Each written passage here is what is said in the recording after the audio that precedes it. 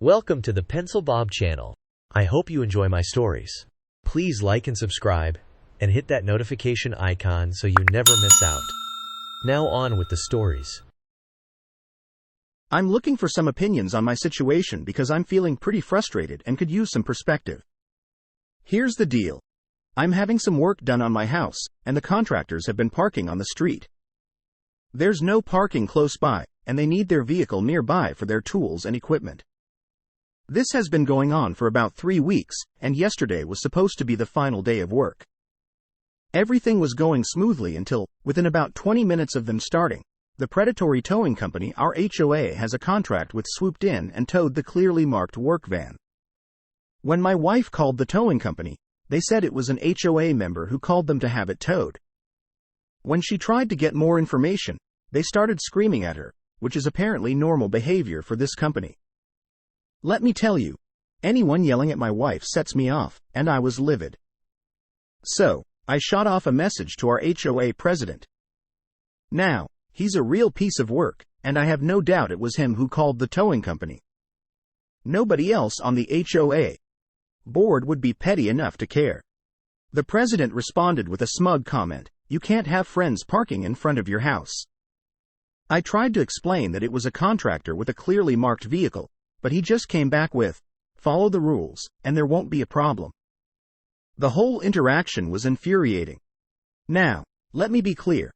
I'm not losing sleep over the $200 towing fee. What really grinds my gears is the asshole HOA president and his power trip. This guy needs to be taken down a notch. But maybe I'm being unreasonable? If I am, I'll admit it and move on. But seriously, if this guy is going to tow every contractor vehicle because he's following the HOA rules to the letter, nobody in the neighborhood will be able to get work done on their houses without risking their vehicles being towed. So, I decided to dig a little deeper. I spoke to a person from the property management company about the situation. He provided the exact wording of the parking rules, and guess what? There's nothing in there about contractors parking on the street. He even admitted he hasn't seen any other community he manages that doesn't have an exception for contractors. When I asked if any contractor vehicle parked on the street could be towed, he begrudgingly said yes. He then added, "Please don't have the landscape company vehicles towed." I just thanked him for clarifying and wished him a nice day. Feeling even more annoyed, I took to our Nextdoor community app to let others know what was going on. Turns out, I'm not alone in my frustration. I quickly gained a following of neighbors who are also fed up with the current HOA board. They shared their stories, and it seems like the new board is targeting certain people, mostly folks of color or those who are LGBTQIA+. One neighbor even spoke to the supervisor of the guy the first talked to from the management company, and it appears the higher-ups aren't happy about the situation either. There's an HOA meeting in January, and you better believe I'll be there. At the very least, I want to push for an update to the parking rules to include contractors. If the HOA is going to enforce these rules, they need to make sense and be fair for everyone. A little background on our HOA president. This guy has been on a power trip ever since he got elected. He's the kind of person who thrives on control and loves making other people's lives difficult. I remember when he first got elected, he went on this rampage about lawn decorations. He sent letters to people about the color of their flowers, the height of their grass, and even the types of bird feeders they used. I wish I were joking. The thing is, I've never had a problem with following rules as long as they're reasonable. But this guy takes it to another level. It's like he enjoys finding ways to make simple things complicated. My wife and I moved to this neighborhood because it seemed like a nice, quiet place to raise our kids. We didn't sign up for a constant battle with an HOA president who acts like a dictator. One of my neighbors, Sarah, told me she had a similar run-in with the towing company. Her son had just gotten his first car, and he parked it on the street because their driveway was being repaved. Within an hour, the car was gone. When she called the towing company, they said it was the HOA president who had called them. Sarah was furious and confronted him at the next HOA meeting, but he just shrugged and said, "Rules are rules." Another neighbor, Dave, who lives a few houses down, had his basketball hoop removed from his driveway because the HOA president said it was a safety hazard. Dave's kids were devastated, and when he tried to get an explanation, he got the same smug response about following the rules.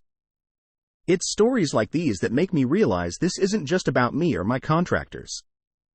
It's about a pattern of behavior that's making our neighborhood a less enjoyable place to live. I've heard from older residents who feel targeted because they can't keep up with the president's ever-changing demands. One elderly couple was fined because their mailbox wasn't up to standard, whatever that means. The more I hear, the more I think something needs to change. We need to stand up to this guy and remind him that he's supposed to be working for us, not against us. The HOA is there to maintain and improve the community, not to bully residents. I've started talking to more of my neighbors about attending the January meeting. We need to show a united front and demand that the rules be clear, reasonable, and fairly enforced. If we can get enough people to attend and speak out, maybe we can get some changes made. At the very least, we can let the HOA board know that we're not going to stand for this kind of behavior anymore. In the meantime, I'm keeping a close eye on any other incidents. If the towing company or the HOA president steps out of line again, I'll be ready. I've started documenting everything, including the interactions I've had with the property management company and the stories from my neighbors. If we need to, we can take this to a higher authority or even consider legal action. It's frustrating to think that something as simple as getting work done on your house can turn into such a hassle because of one power-hungry person. But I'm hopeful that with enough support from the community, we can make some positive changes. I'll keep everyone updated on what happens at the January meeting and any developments in the meantime. Thank you to everyone who has shared their stories and offered support. It's good to know I'm not alone in this, and together, I believe we can make a difference.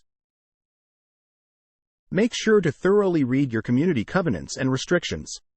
In my case, the rules explicitly state that parking is only permitted for commercial vehicles actively engaged in completing a job. This means that personal or non-commercial vehicles cannot be parked in certain areas, likely to maintain order and appearance within the community.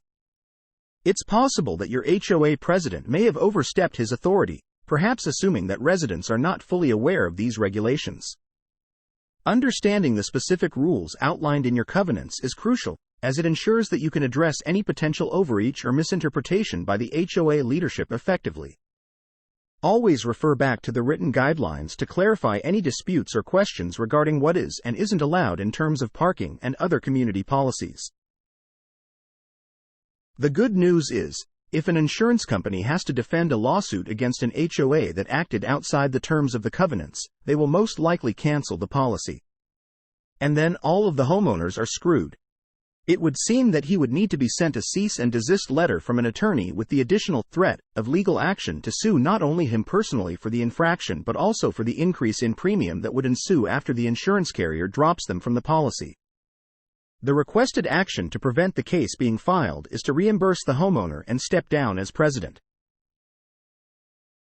I mean, what you need to do is call the towing company every single time you see a contractor truck, or a visitor car, or whatever, until the president clarifies his bullshit policy. When the neighbors complain, explain they just need to follow the rules. Refer them to HOA asshole. I would be taking laps around the HOA for very 2 hours and be on a first-name basis with the 3 worst towing companies in the area.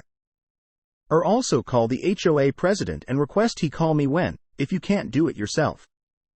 Ask him why you were so glued out if he refuses. Log the time and date of all calls with notes. If he complains about harassment, is it part of his president HOA job to manage parking problems when reporting? Well, you're reporting them. Or is he the only one who does it when it annoys him?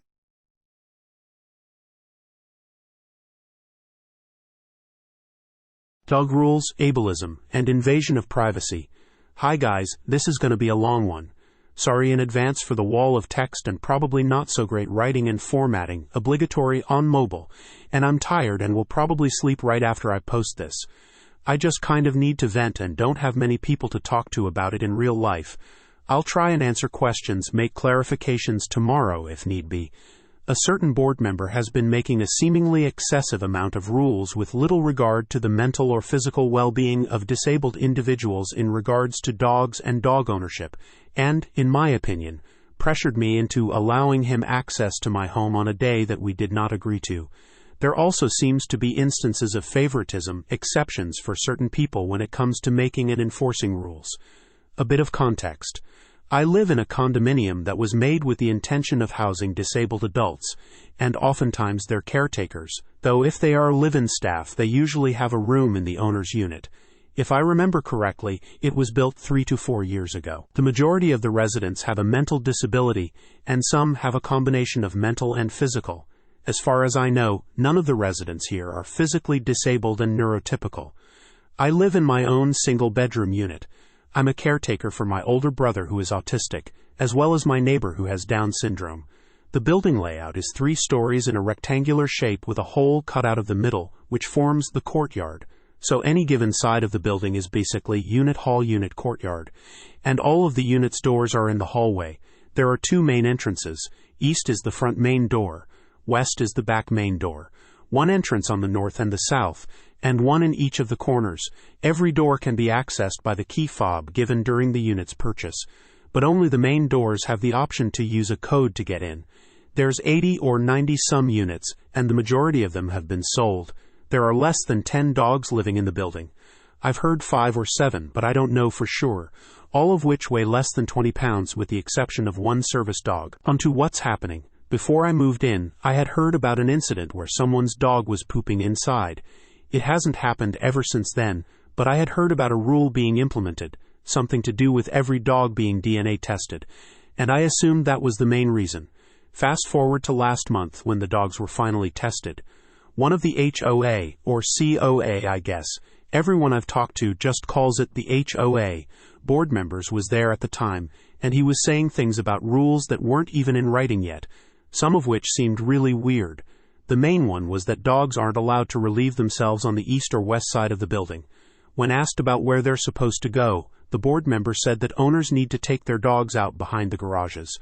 The garages are on the south side of the building, which only has 1 paved path from the door to the road in front of the garages, and there is no sidewalk by the garages, as well as no wheelchair accessibility. One of the residents lives in the building with her elderly parents who care for her, and her dad is always in a scooter to get around. When asked about wheelchair scooter accessibility, the board member said that, as an exception, their dog can go on the north side of the building, which does have a sidewalk and accessibility. One accessibility concern that I don't know whether or not it's been brought up yet is that whoever does snow removal in the winter does a super shitty job, to the point where my dad has come in after them to redo it for free with his own equipment.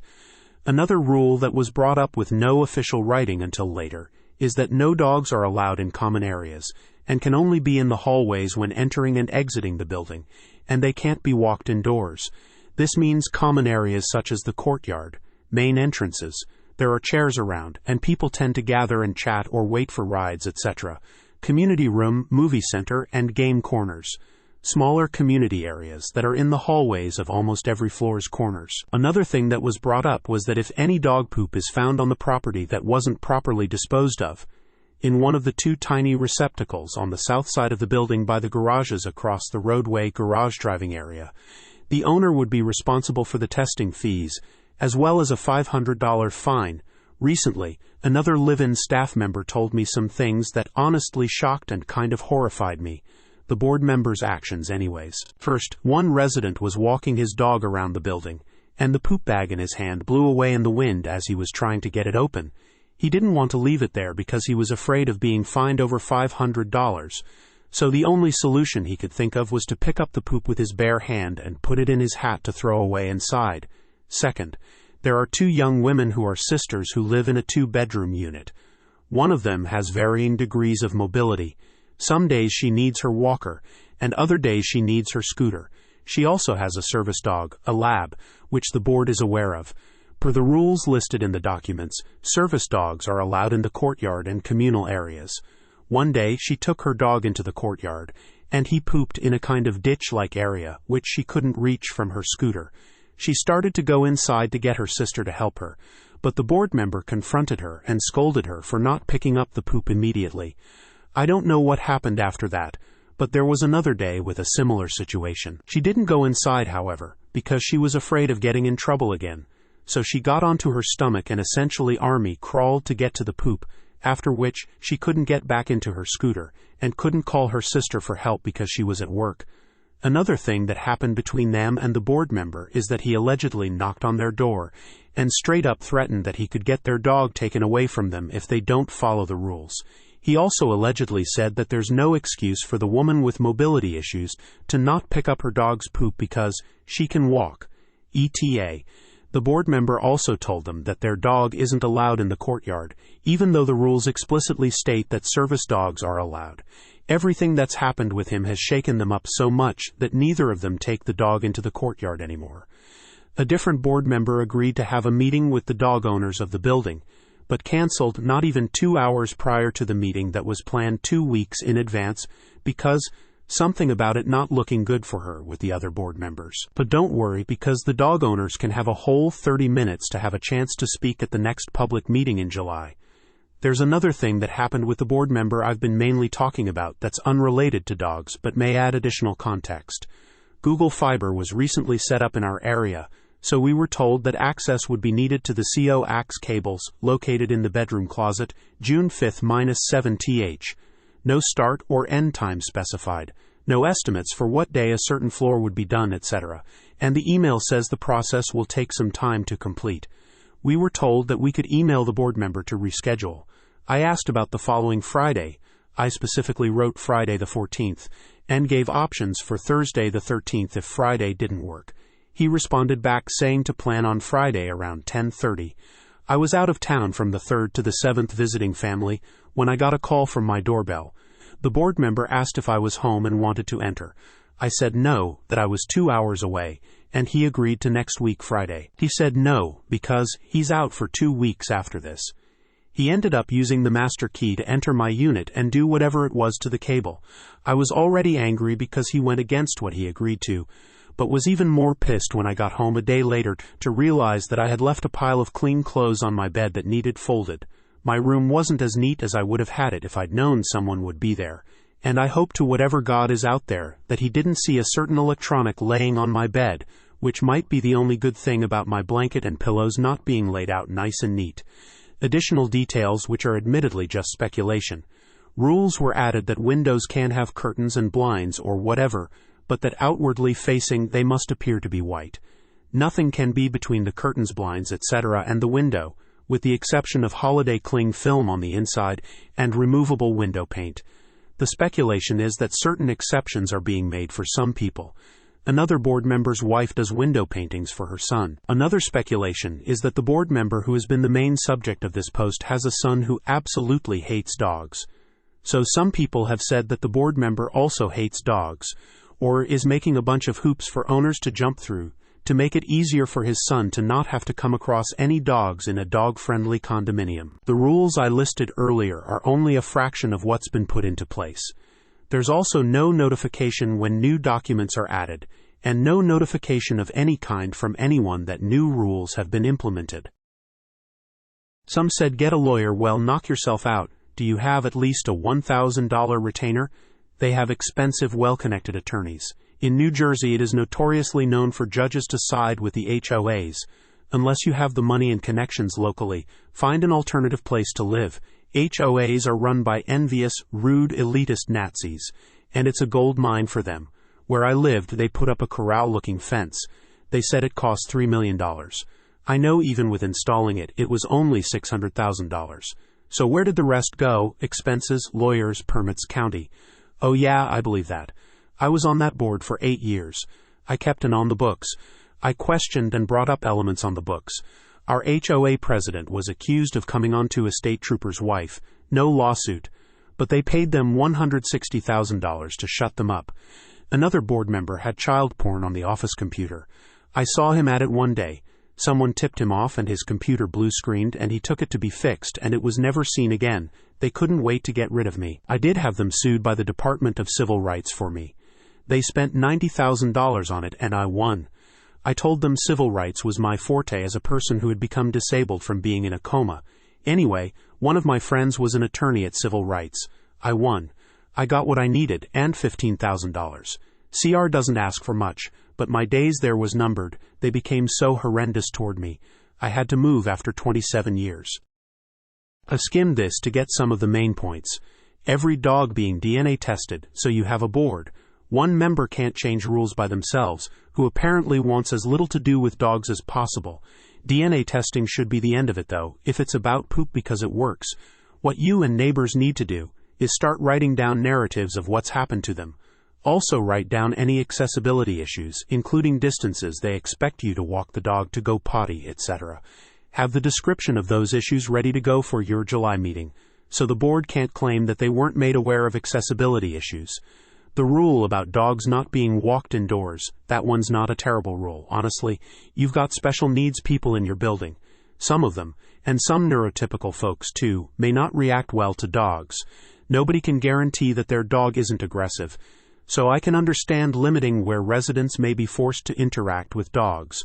Otherwise, at some point, a resident will argue they can't use like the movie center because they can't risk their son being around dogs, something like that. One day, she took her dog into the courtyard, and he pooped in a kind of ditch-like area, which she couldn't reach from her scooter. The board member's an asshole for watching every dog owner as if they're a criminal. But dogs do need to be on leashes, I assume. In that case, the owner can limit where the dog poops. So this seems like a preventable problem to me. The bigger issue here, in my opinion, is the aggressive nature with which this board member is tailing people. That needs to be brought up at your July meeting. If this community is being managed like a standard homeowners association, there should be a comprehensive document known as the Covenants, Conditions, and Restrictions, CC&R, that outlines the rules and regulations governing the community. This document should provide clear guidelines on how rules are added or changed, the consequences of breaking a rule, and a process for disputing any ruling on a rule violation. The CC&R should also cover other essential aspects of community management, such as architectural control, maintenance responsibilities, and dispute resolution procedures. However, if the rules and regulations are solely based on verbal agreements or unwritten understandings, it's likely that they may not be legally enforceable. In the absence of a written CC&R document, it may be challenging to establish a clear understanding of the community's rules and regulations, which can lead to confusion, disputes, and potential legal issues. To ensure that the community's rules and regulations are legally binding and enforceable, it's essential to consult with an experienced HOA lawyer who can provide guidance on the specific laws and regulations governing HOAs in your state. They can help you navigate the complexities of community management and ensure that your CC&R document is comprehensive, up-to-date, and compliant with relevant state laws.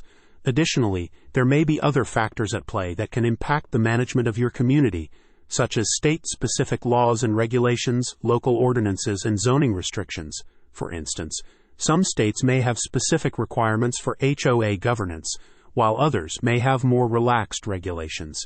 It's crucial to understand these factors to ensure that your community is managed effectively and in compliance with all applicable laws and regulations.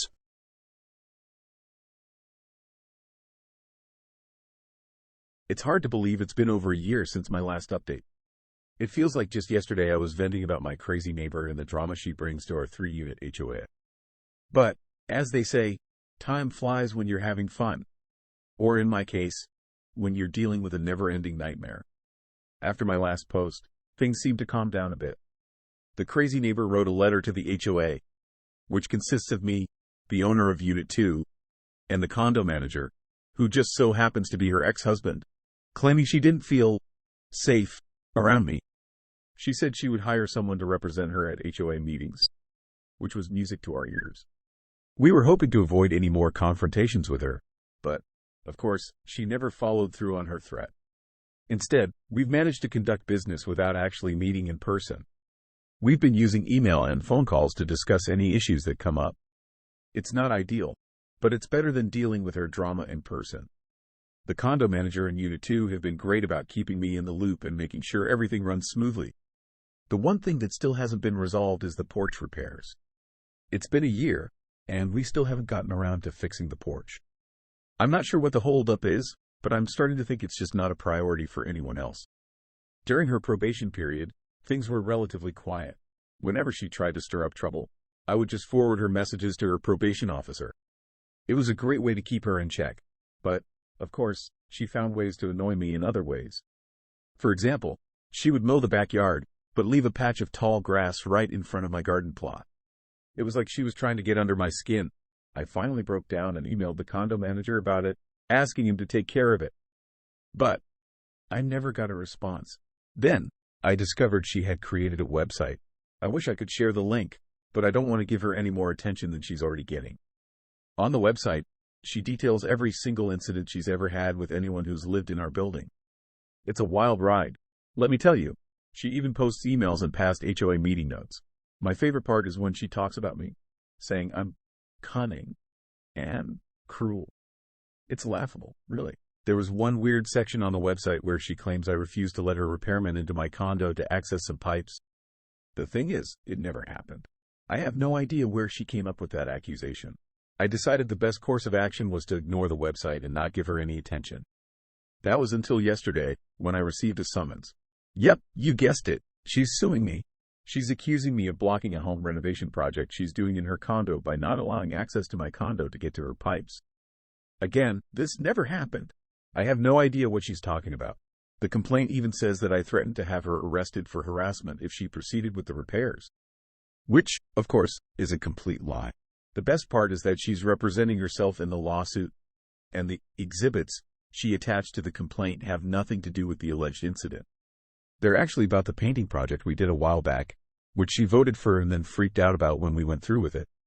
I spent the day at the courthouse, trying to figure out how to respond to the lawsuit. A friendly law librarian gave me some information on how to file a motion to dismiss. I don't have the money to hire a lawyer, so I'm going to have to try to do it myself. I have 19 days to submit my response, and I'm feeling a bit overwhelmed. Honestly, I just want to email the condo manager and say, hey, I don't know what this is about, but if you need someone to come into my condo to access something, that's fine as long as everything is left as they found it. But I know that would just give her more ammunition. You might be wondering why I haven't moved out yet.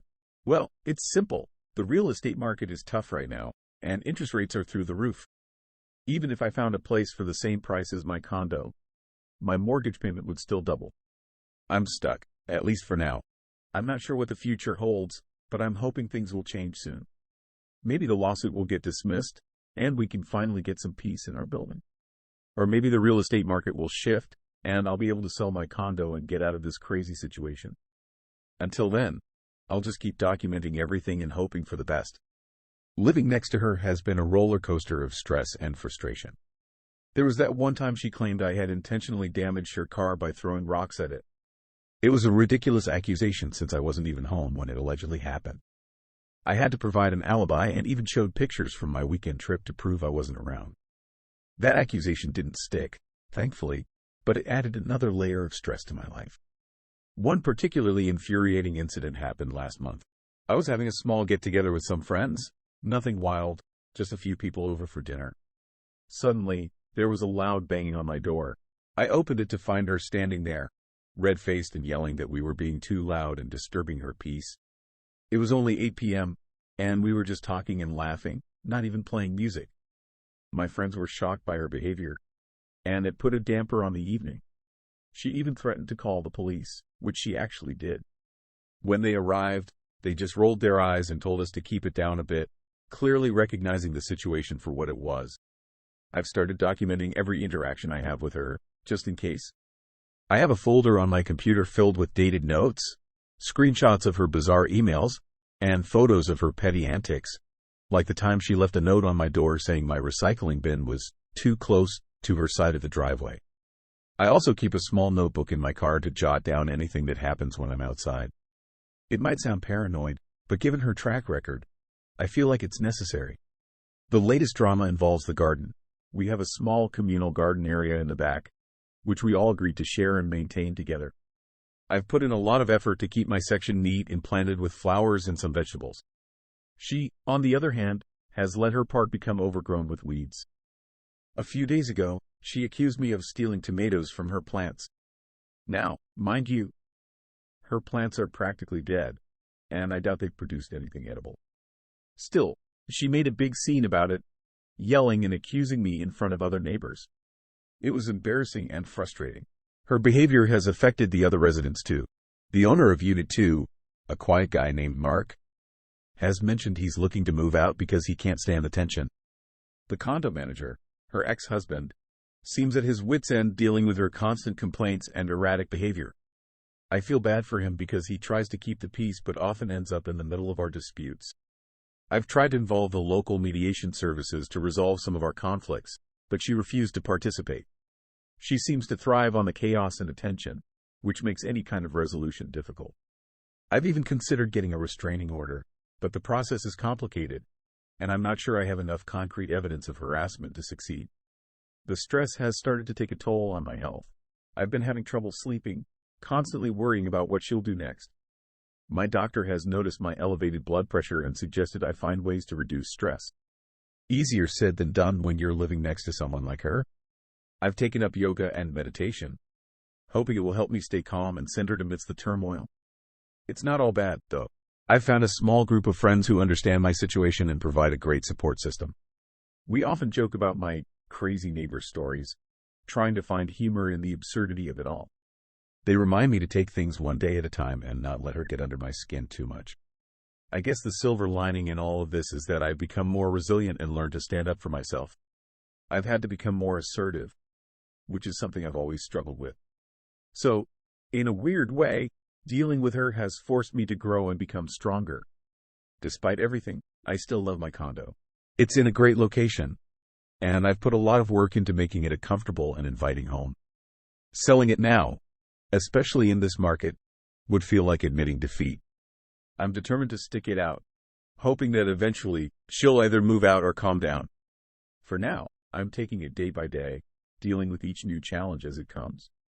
My motto has become, "This too shall pass," and I repeat it to myself whenever things get particularly crazy.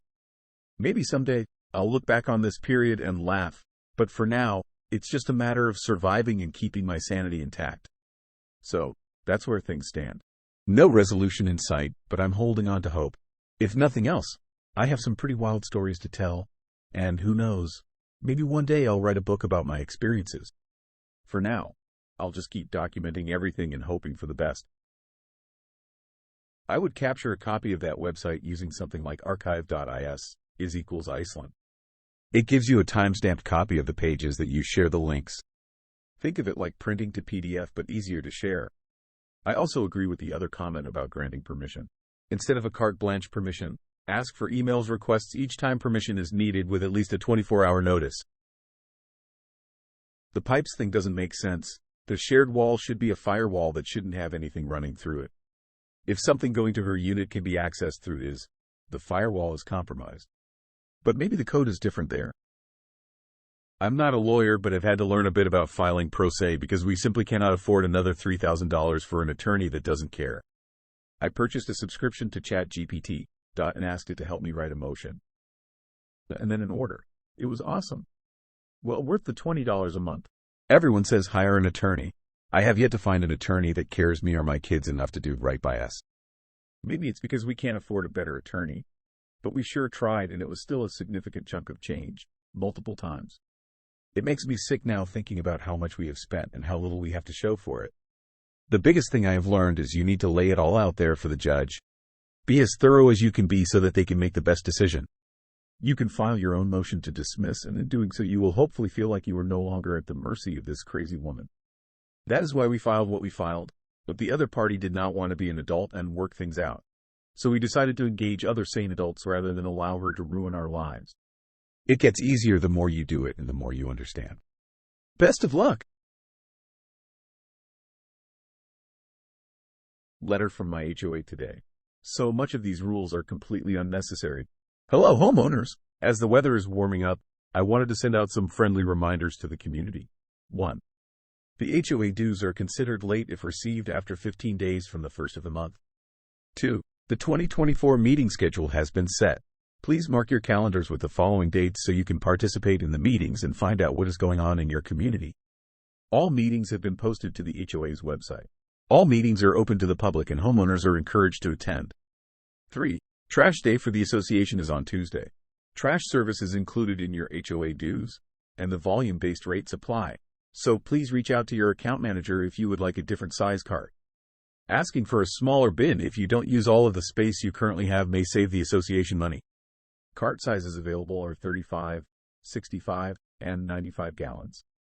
Please note that no garbage or trash cans or receptacles shall be maintained in an exposed or unsightly manner, except that a container for such materials may be placed outside at such times as may be necessary to permit garbage or trash pickup. The HOA's governing documents state that trash may be placed on the street for pickup after 5 a.m. on the day that such trash is to be picked up. Trash containers must be properly stored the evening of pickup. Some holidays may delay trash pickup. Please see the schedule enclosed on the last page for details on holiday delays. 4. When parking in driveways, please ensure the vehicle is parked all the way forward and not protruding over the sidewalk for pedestrian safety. Cars may not be parked in the street for longer than 48 hours per city guidelines. 5. Pet owners, please ensure you are cleaning up after your pet in the community, including in your fenced yard. Dog feces carry disease that is harmful to humans and other pets, so it is important to keep up with this regularly. Dog waste left not picked up can also lead to disturbing odors. Additionally, all pets must be on a leash when in the common areas of the community. 6. Any exterior modifications to your lot require board approval. Please ensure you complete the attached ARC request form and submit it through your portal along with any photos, plans, drawings, etc. of your project before you begin a project. 7. With warmer weather upon us, most homeowners like to entertain guests and be outdoors more. Please ensure you are being respectful neighbors and keeping noise levels low as not to disturb those around you. 8. All lots in the HOA are to be kept in a clean and attractive condition. Please do not dispose of any food or compost items in the common areas as they may attract unwanted pests.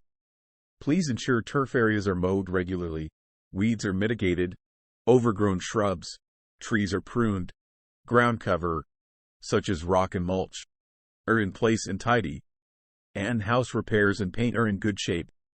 Bags, coolers, toys, sports equipment, and other miscellaneous items should not be left outside and visible from the street when not in use. 9. Basketball hoops. The HOA's governing documents state that no basketball backboards shall be attached to the garage. Only portable backboards shall be allowed and do not require approval if the following guidelines are met. 1. Portable units cannot be placed in the public right-of-ways, streets, or sidewalks. 2. Location must be at least half of the length of the driveway away from the street. This location constitutes proper placement and the unit must be kept in this location. Basketball hoops must be stored out of sight when not in use. For those who have received violations prior to the beginning of May, those are considered to be courtesy notices, and moving forward courtesy notices will be in the form of an email rather than an emailed letter attachment. Warning letters will come after courtesy emails, and then the first and second violation notice will follow given that the violation has not been corrected. We are currently working together with the landscaper on maintaining the common areas. 10. The HOA has a vacant position on the board. If anyone is interested in serving on the board, please let us know by May 24, 2024. The board would like to appoint someone who may be interested in the treasurer position. The term runs until the annual meeting this year, December 4, 2024. End of letter, effectively. Everyone knows that property values plummet when basketball hoops are left out overnight. It's just a fact, don't ask any questions about it. Edit. For those of you that want more examples, here you go. Basketball goals can't be left in driveways. Playhouses for kids can't be more than 6 feet high. If a single dandelion is in your yard, you get a weed violation. You can't plant trees in your front yard. You can't plant a garden in your front yard. You can't have a shed. You can't have privacy fences. You can't install more than one gate on your fence. You can't fly pride flags. You can't install solar panels without permission. You can't install a back deck or patio without permission, and it has to be a specific kind of deck. You can't have too many garden boxes in the backyard. You can't have a trailer. You can only plant certain trees in your backyard. You can't have a satellite dish. FHOAs. Anyone who wants this shit is not someone I want to be friends with. I worked overnights in the air when I lived in a HOA. The rules about garbage cans have to be put out the morning of garbage day instead of the night before meant I had to pay my neighbors to drag mine to the curb. Because the midnight to noon shift meant I literally wasn't home between 5:30 a.m. when we were allowed to put them out, and 7:30 a.m., approximately when the garbage trucks came. Absolutely ridiculous to expect folks to be available at dawn's ass crack instead of doing what the entire rest of the town residents do, which is put them out the night before. In my previous HOA, we had a Karen who was staying with her aging mother. She got very upset that people didn't instantly bring the garbage cans in after the garbage truck had emptied them. She went to the board on behalf of her mother and got them to put in the quarterly newsletter reminder that garbage cans had to be brought in by 5 p.m. The bylaws explicitly stated they had to be brought in by the end of the day. My wife and I are night owls, so I bring mine in around 11 at night after I took the dogs out. She'd end up hauling my trash can up to my garage a good amount of the time. We had shared driveways. One of the board members confronted me about it, and I pointed out that the rules stated end of day and not any specific time. They couldn't argue against it, and the Karen just stayed mad until her mother sold the house. Currently living in an apartment that is a part of a HOA, we're supposed to take out trash out every Monday between 0530 0600. At that time, I'm getting ready for work because I have to be there by 0630 0700 usually. Literally nobody at our apartment actually follows this rule. 90% of people wait until midnight on whatever day of the week and just throw that shit in the trash compactor in our parking lot. I've even seen our neighborhood cop throw his trash in there in full uniform during the middle of the day. They're at a constant war of putting up signs that get torn down, putting locks on the gate to the trash compactor that just get broken off during the next night or so, people getting pissed off and throwing their entire trash bags at the fence gate itself. Half the time the HOA workers come out there to clean the trash, they sit around on their phones taking their sweet time because they know the trash is just going to be back the next morning most likely. Monday morning is the only day that area is actually clean. It's effing hilarious, FHOA and whatever policies they have. Just be smart about how you give them the middle finger, and it helps if your community has a mutual hatred for that HOA as well, lol. HOAs serve two purposes. 1. Maintaining common spaces and things. 2. Making rules that ensure no one homeowner's actions negatively affect the property values and safety of their neighbors. That's it. That's the whole point of HOAs. With that in mind, the question isn't, is it unreasonable? The question is, how do each of these items relate to the two purposes of an HOA? Because if they don't, they should not be a rule regardless if they are reasonable. I realize many are sensible and even necessary. Can't be having dogs off leash, don't want cars parked over the sidewalk, etc. But many others don't serve a purpose other than to impose control and placate loud pearl-clutching holes. The problem here is that most people are too inept to describe what that means. In contract law, vague wording like that is a real problem. They should, quite literally, have no less than a small book worth of definitions that explicitly spell out things which are considered visually appealing versus not. Things like the provision of 5 a.m. on trash day are also very poorly written. You would have to update the bylaws anytime the trash company changes pickup, and it does not afford for people such as nurses, officers, and firefighters, who quite often have to be out the door before 5 a.m. It does not afford scheduled pickups for large loads. God forbid the garbage company changes the pickup schedule to between 6 o'clock and 7 a.m.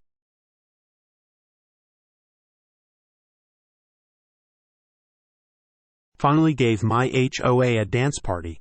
We are one of the only houses in the neighborhood that doesn't need to belong to the HOA. They have harassed us relentlessly for almost 10 years trying to get us to join.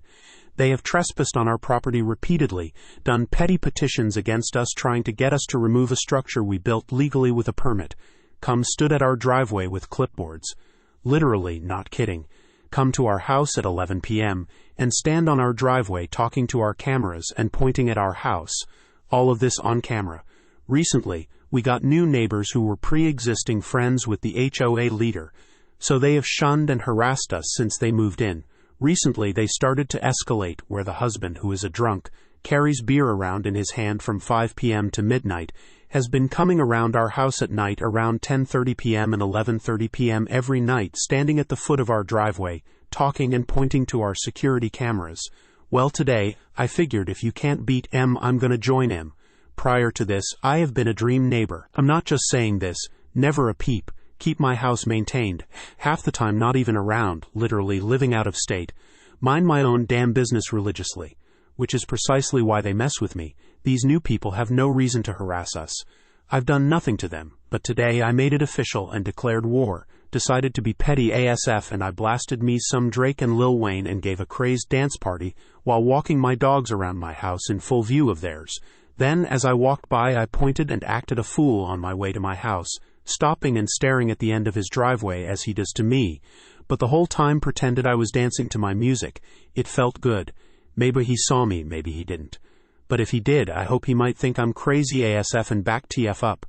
So that's my story, how I became a petty ass for the morning. Now I'll go back to minding my own darn business and just living with their unending harassment. But for a second it felt darn good to give it back so him and I know where we stand. Give him something to talk about. Lol. Update. Hi all, many of you have me cracking up. Very good ideas.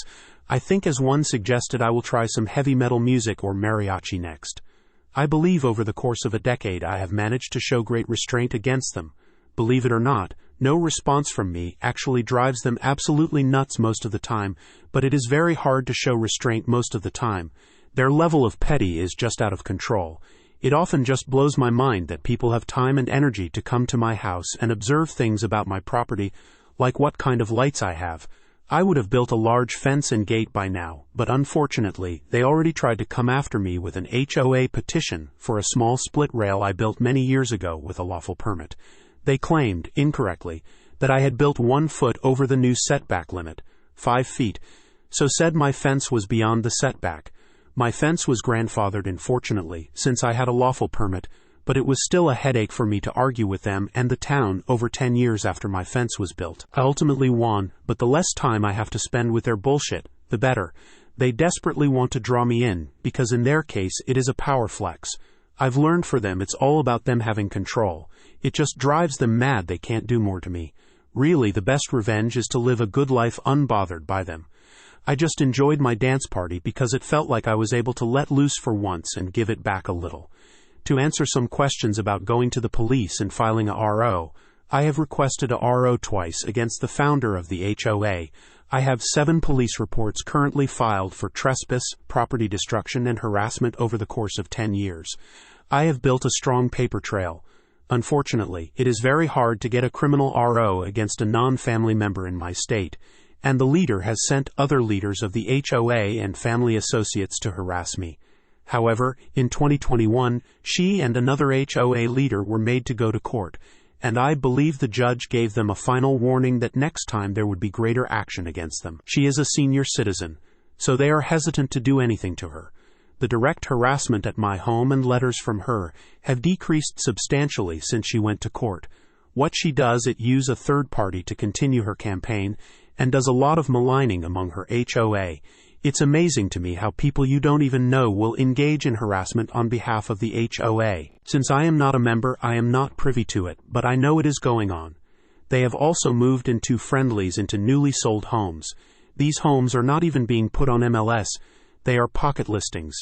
The HOA networks and puts in someone they know of like Mind into the homes up for sale, which is giving them more power.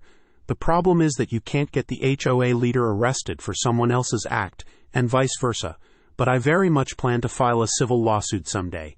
Unfortunately, with litigation, even a civil RO, you have to be careful and have a lot of proof. Because people can and typically do cross-file if you file a lawsuit against them. I don't want my career and life impacted by a frivolous cross-lawsuit they could file if I try to sue them. This could drag on for years and cost tons of money. They're essentially a gang. They could claim anything under the sun and use their HOA resources to come after me, even if I am not a member. I have to use my own dollar, since lawyers won't take HOA lawsuits on contingency, so I'm trying to be extremely careful and gather my evidence. I'm almost there. Someone asked why I am watching my neighbors on my cameras. It's a bore to watch my security cameras, but I have to save all the videos of their harassment for future use. Anything they do at the foot of my driveway, I download the video with timestamp into a Dropbox folder. I get updates from Ring and Arlo when there are events. I could potentially take action on several of the videos I have already, but I think having a lot of evidence and a long history is the best way to go. I want to make sure I have so much proof it is an open and closed case and they have to settle. I have considered starting an Instagram or YouTube page and posting all of my footage. I am pretty certain some of it could go viral. but I think they would probably try to sue me, so I have to consult with a lawyer before I do that to see what my legal liability could be. We'll be happy to update this page if my HOA video diary ever goes live. Thanks again for all the great advice and good laughs. My thoughts are with anyone being impacted by an HOA, they are lethal. I still chuckle to this day when I think about our old neighbor's clever response to the constant nagging from our homeowners association. Bear in mind that he was not a member. For months they had been sending him letters and notices, urging him to repaint the exterior of his house, which had started to show signs of wear and tear. The HOA was notorious for being strict and nitpicky, and it seemed like they took great pleasure in finding fault with everyone's properties. Our neighbor, a quiet and unassuming man, had been putting off the task, probably due to a combination of laziness and frustration with the HOA's constant meddling. One day, we woke up to find that he had taken a rather unconventional approach to addressing the HOA's demands. In bold black lettering, he had hired someone to paint the single word, paint, across the entire front of his house. It was a stunning sight, and I couldn't help but laugh at the absurdity of it all. The HOA was left looking foolish, as if they had been outsmarted by our clever neighbor. The message was clear. He had heard their complaints loud and clear, and he was not going to be bullied into doing something he didn't want to do. For weeks, the sign remained, a beacon of defiance and humor in our otherwise mundane suburban neighborhood. Eventually, the HOA backed down, and our neighbor finally did repaint his house, but not before he had made his point in a way that none of us would ever forget. When we first bought our place, the front door was a vibrant, eye-catching purple. It was definitely a statement piece, and we loved it from the moment we saw it. But as we were moving in, our new neighbors came over to introduce themselves and welcome us to the neighborhood. They were friendly and chatty, but as they were chatting, they couldn't help but comment on the door. "You know, you should really consider painting that door a more respectable color," they said, trying to be helpful but also a bit judgmental. My husband, never one to back down from a challenge, smiled and said, "Oh, we bought the house for the door. The rest of the house is just a bonus." I could see the look of surprise on our neighbors' faces, but they quickly recovered and laughed it off. I think they were a bit taken aback by my husband's response, but it was clear that we weren't going to be swayed by their opinion. And besides, we loved the door just the way it was. Fast forward about 18 months and the door is still a beautiful shade of purple. It's become a bit of a landmark in the neighborhood, and people often comment on it when they walk by. Of course, with the wear and tear of daily use, the door has started to show its age. We've noticed some water damage, and we know that eventually we'll need to replace it. But when we do, you can bet that the new door will be just as purple as the old one. We've grown attached to it, and it's become a part of our home's personality. Besides, as my husband said, we bought the house for the door, and we're not about to change it now. I would rather eat a jean jacket piece by piece than live in a HOA neighborhood again. There was this group of old busybody ladies who were on the board of the HOA and had too much time on their hands apparently.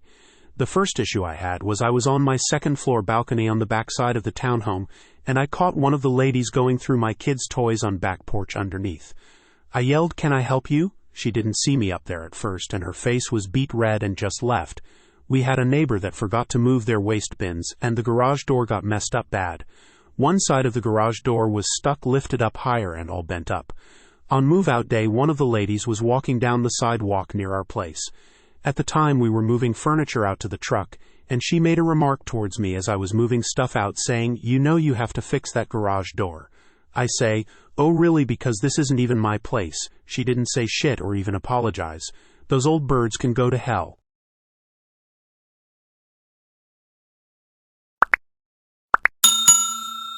I would like to thank you for watching the video to the end. To encourage us to make more videos, please like, subscribe, comment, as well as share. Check out this other video if you haven't already.